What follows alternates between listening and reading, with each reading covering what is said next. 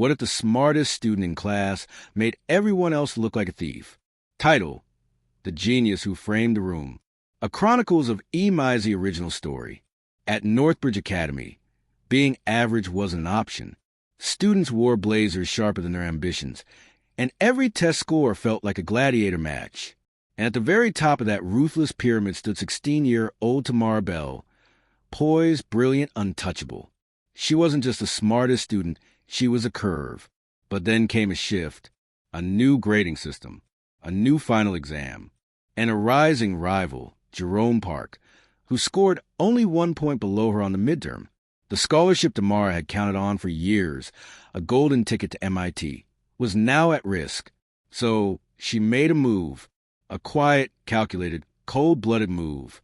One evening, Tamara walked into the school library, logged into 4 different fake usernames, and printed out snippets of the upcoming final exam, which she had secretly accessed through a backdoor the IT club had forgotten to patch. She printed them on library receipt paper, the kind students always left behind. Innocuous, untraceable, disposable, or so she thought. Late that night, she slipped those notes into 5 lockers, carefully chosen, top competitors, loud personalities, kids people already whispered about. Her plan wasn't just to rise, it was to burn the bridge behind her. 2 days later, the school exploded into chaos. An anonymous tip, supposedly from a concerned student, led to a locker sweep.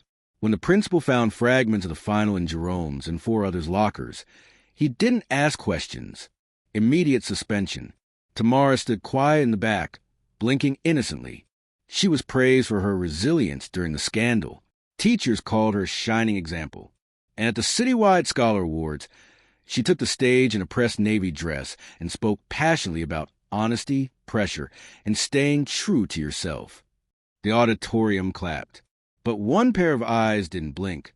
Ava Lynn, one of the suspended students, had a photographic memory and an engineer's curiosity, and something about the notes felt familiar.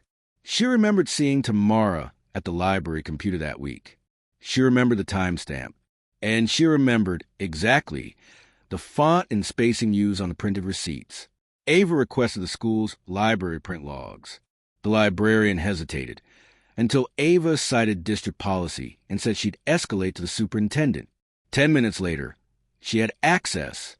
The logs were a digital crime scene, multiple receipts, multiple usernames, all printed within 5 minutes of each other, from the same computer, the same login station, and the security camera footage.